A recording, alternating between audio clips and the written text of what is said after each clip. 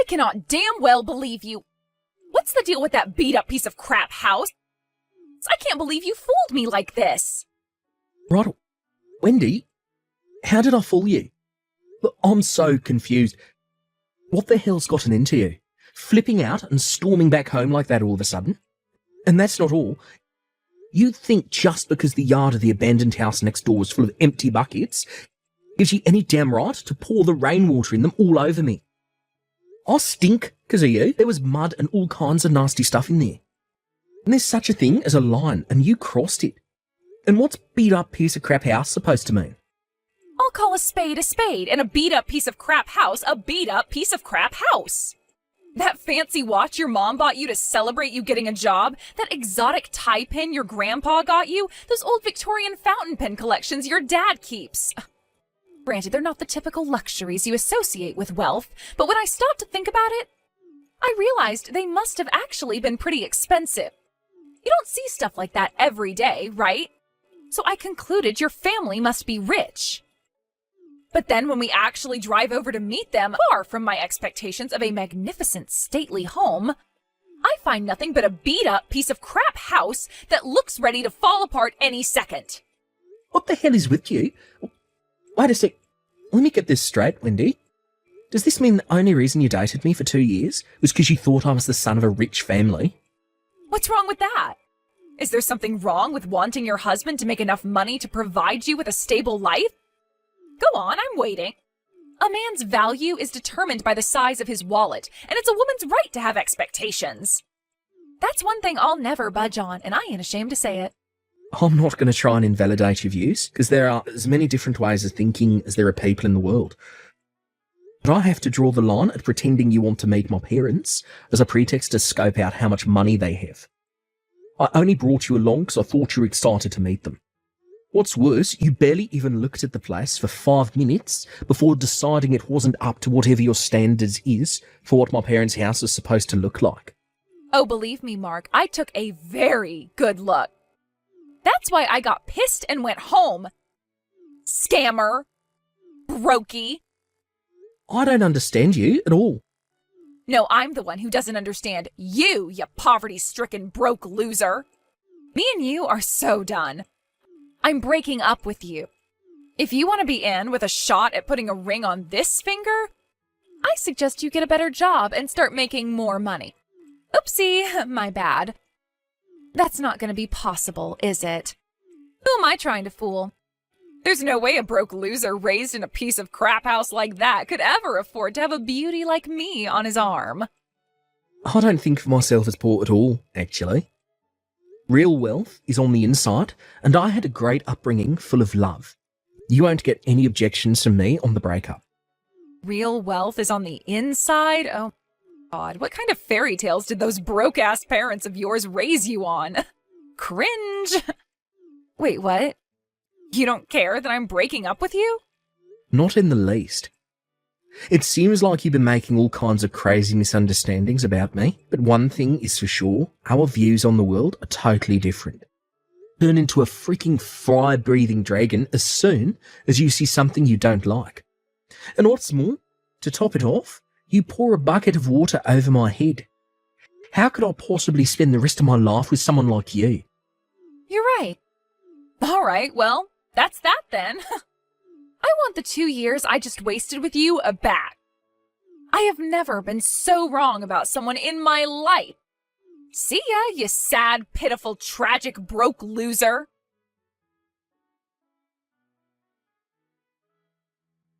Hey, Mark. Has it already been 5 years? I have the weirdest feeling that time's passing both super fast and really slowly at the same time. I guess 5 years should have been sufficient for you to get your act together enough that you're finally worthy of putting a ring on my finger. That's great, babe. I'm so excited to hear about how hard you've been working. Well, where are you living these days? I'm getting my stuff together right now, so make sure you let me know before I move in tomorrow, okay?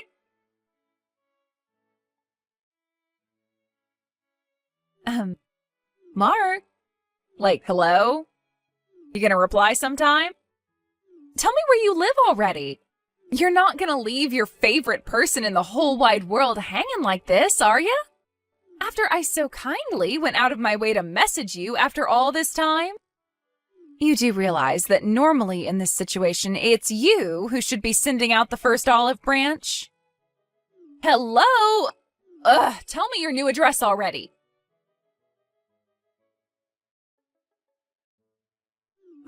Hello? Why won't you reply to me? Ugh! I know you can see my messages because they all have the little tick mark on them. It's time to man up. Marky Mark, hurry and tell me your address before I die of old age. By the way, I decided to go check out that beat-up piece of crap old house to see if you or your folks were still around. I was hoping maybe you were super rich now and it had been knocked down and had a big lavish mansion built in its place, you know, across the whole area where those abandoned houses used to be. But sheesh, I was so disappointed when I realized it was just some regular detached house. Plus, I could see some young family through the window of what used to be your mom and dad's place. So, putting two and two together, I guess you all moved away? Hurry up and tell me your new address now! Now!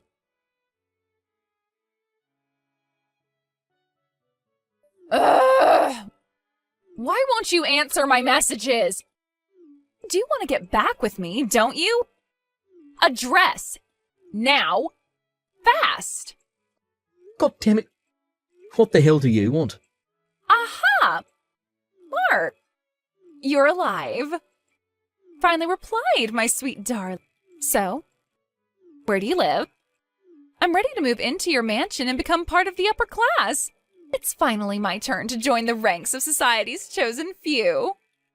I've no idea what you're talking about. You do know we broke up, don't you? Sure, maybe we did break up, but you want to get back with me, right? And what could possibly make you think that? Haven't you heard about all the rumors from our old classmates? Rumours? I saw the article online. Mark, interview with the young hotshot CEO set to take America by storm. How amazing are you? I was so shocked. I can't believe you're doing front page interviews with major media companies now. You really have moved up in the world, huh, baby? It's all they're talking about in our old college group chat right now. Sure, I know about the article. What does it have to do with you? Everything. In fact, I can only think it was fate that one of the guys found it and posted it in the chat. No, it most definitely has nothing to do with you. My life is none of your business. Stop playing hard to get, silly. The reason you worked so hard to get rich after we broke up is because you want to marry me, right? Excuse me? I told you before, right? That if you wanted to be in with a shot at putting a ring on this finger, then you should get a better job and make more money. And you actually did it. I am so proud of you, baby. I can't believe someone raised in a beat-up piece of crap house like that made it all the way to the top of a major company. And all to win my heart? Oh, God, Mark. I think I'm gonna melt. Well, you did it. You made the grade. Congratulations, baby. All right, let's get married. So, where do you live? But you're already married. Huh? I was a little confused when I saw those nonsensical messages you spammed me with before. It was all too sudden and suspicious for me, so I did some digging. And when I did, I discovered that you married some corporate boss in his 50s straight after we broke up, but that he eventually divorced you for spending his money like it grew on trees. Guy number 2 was young CEO of venture startup, but he divorced you when he found out you were cheating on him after the kid came out half black. As for your third and current husband, he found out not only were you cheating on him, but also that you're hiding the fact you were a 2-time divorcee with kids by forcing your relatives to look after them. Needless to say, this one's going to end in divorce too. No way. Obviously, sucker number 3 is demanding compensation for your betrayal. But since your family already disowned you and you have no one else to rely on to dig you out of the hole you got yourself into, you're totally screwed. And this all just happened to coincide with my interview hitting the news. Yep, it's just like you say. It's true, I do have kids, and I am set to be hit with my third divorce. But if you love me so much that you worked hard enough over these last 5 years to be getting front page interviews with major magazines just to be in with a shot at winning me back, then surely none of that matters, right? You're categorically wrong at the fundamental level, so allow me to correct your insane assumptions one by one. Correct me? About what? First of all this stuff about my mum and dad's house being a beat-up piece of crap. I see you went snooping around the neighbourhood and were upset to find a regular old detached house where my mum and dad used to live. And you were right, none of us live there anymore. We sold both the house and the land it was built on. Huh? However, since my dad still owns the abandoned house next door, I still park my car there when I head down to see everyone. My mum and dad actually live on the next block now. Wait a sec. It's not that big stately mansion with the classical portico and Ferrari in the drive, is it? Bingo. My dad sold the old house just after my granddad passed away 2 years ago. When we were getting on top of everything with the inheritance arrangement, me and my parents had separate houses built, so now we live apart. Wow, really? It sounds like you guys came into some money, huh? Hurry up and give me your new address. My divorce with this husband is pretty much guaranteed at this point, so I can move in with you right away. How does tomorrow sound? Like my worst nightmare. As for the next correction, my efforts at work had absolutely nothing to do with you. Huh?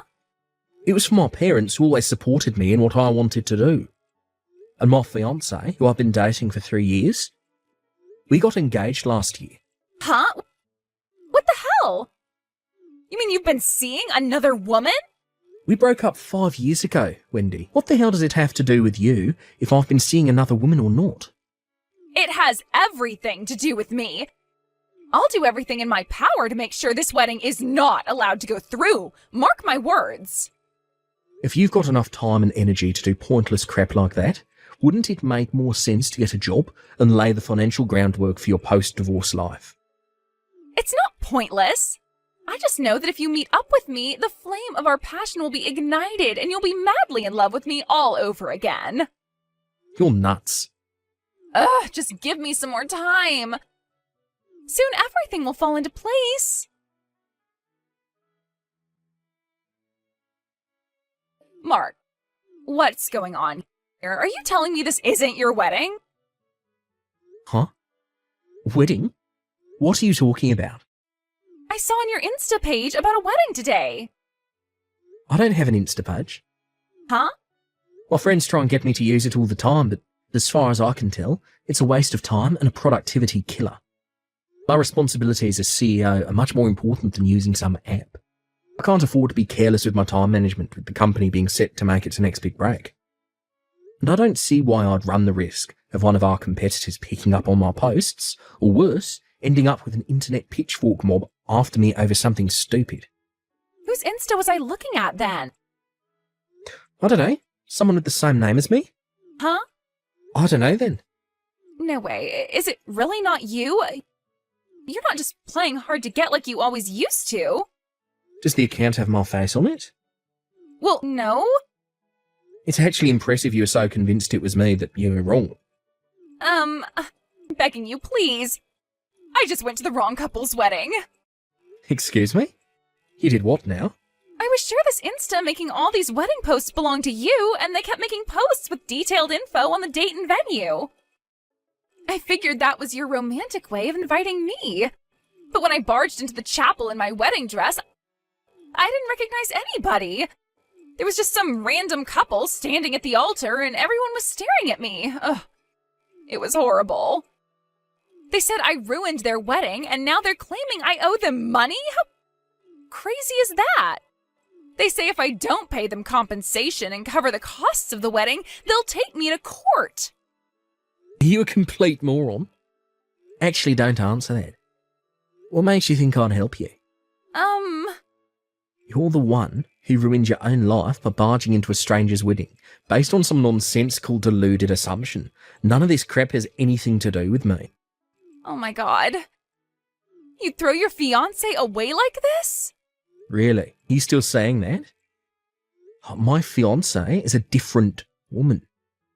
And to be more precise, we're actually already married. Wait, what? We got married at the end of last month. She's not my fiancée, she's my wife. Last month? But you didn't tell me about it. Did I need to?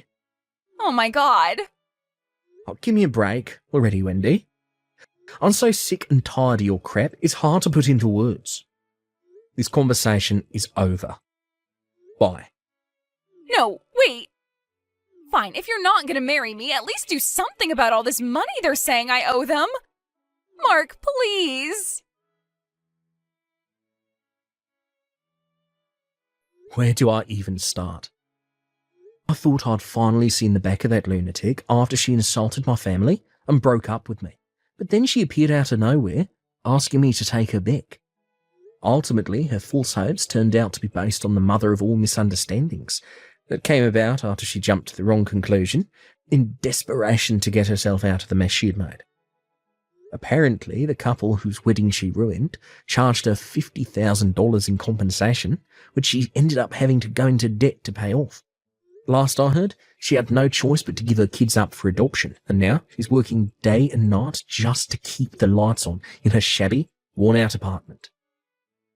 I told my wife about what went down with my psycho ex, and she put it nice and succinctly. So she bungee jumped into a life of debt-filled misery to satisfy her unquenchable thirst for rich men. Sad. Hearing it put so simply actually kind of blew my mind. I guess in her own weird way, all Wendy wanted was to be happy, but where did it get her? It got me thinking about what happiness really is. One thing's for sure, the whole thing's been a pretty thought-provoking experience. I like to think that we can learn from everyone, and if Wendy taught me anything, it's that instead of relying on my parents' wealth, I should always work hard to live on the fruits of my own efforts.